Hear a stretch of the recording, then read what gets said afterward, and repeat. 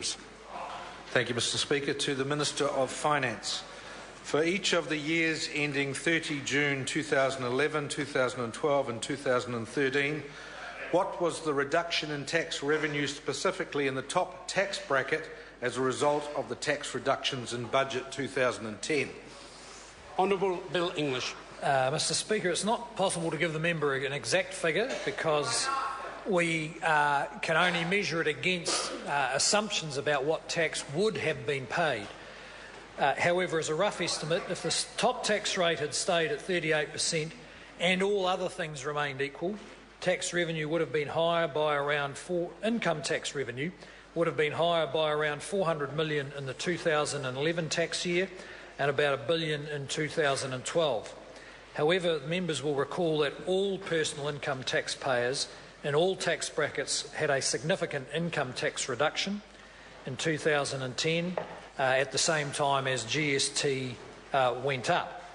Analysis done at the time demonstrated that the combination of reduction in income tax rates and an increase in taxes on investment property and increased GST were distributionally neutral. That is, had roughly the same effect on the income distribution across the income range. Point of order. Point of order, Andrew Williams. Point of order. The Minister mentioned 2011 and 2012. My question also specified 2013.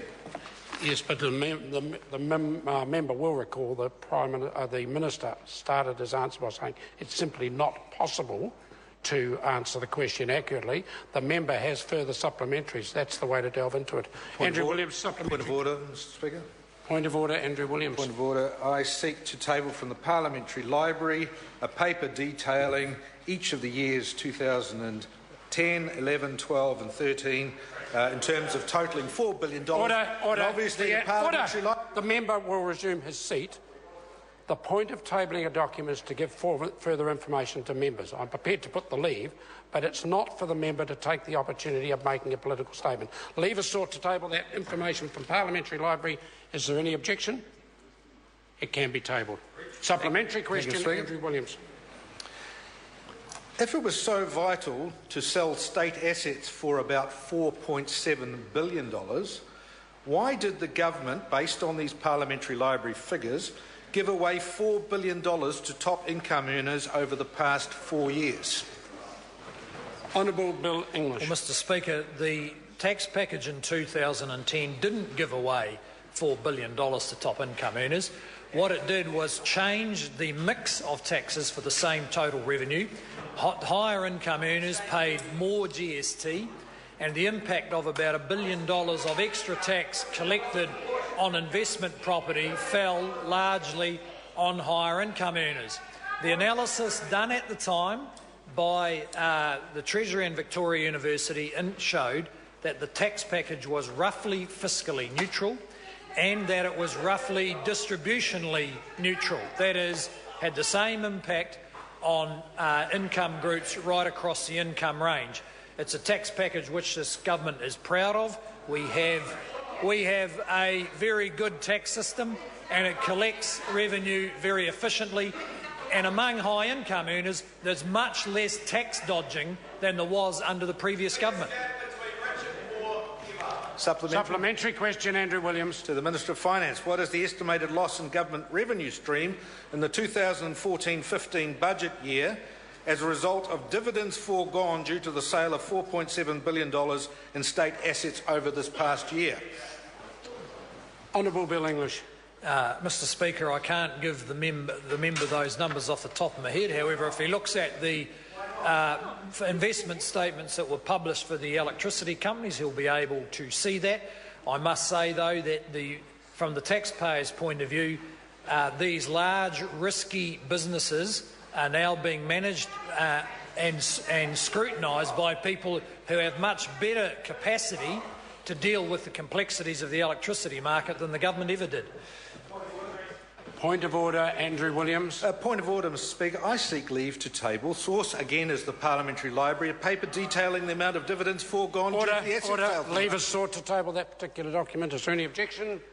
There is none. Can be tabled. Supplementary. Supplementary question, Andrew Williams.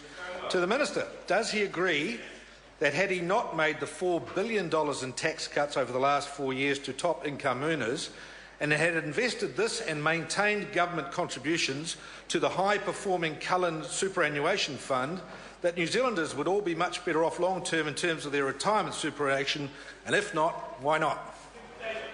Honourable Bill English. Mr Speaker, no, I don't agree with that. Point of order. Order.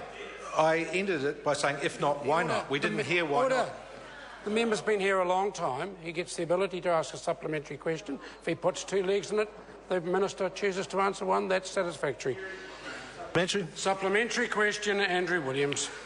To the Minister of Finance, does he accept that having already given up over $4 billion in tax revenue in the last 4 years, over $1 billion per year, the 2010 tax cuts were misguided, given next week's anticipated paper-thin budget surplus and critical areas of government spending such as conservation and biosecurity having suffered? If not, why not? Honourable Bill English. Mr Speaker, the member is simply wrong. The government did not give up $4 billion worth of revenue. It reduced income taxes across the board, which we're very pleased about because that's better incentives to work and to saving and to exporting. And we increased GST and the tax on an investment property. If one can recall, at the time, New Zealand had been on a debt-funded consumption boom, and we decided to do something about it. It was effective, and now we have one of the stronger growing economies in the developed world. We're very pleased with those decisions. They were fair and they were economically sound. Question number 4, Colin King. Thank you, Mr Speaker. My question is to the Minister for Tertiary Education.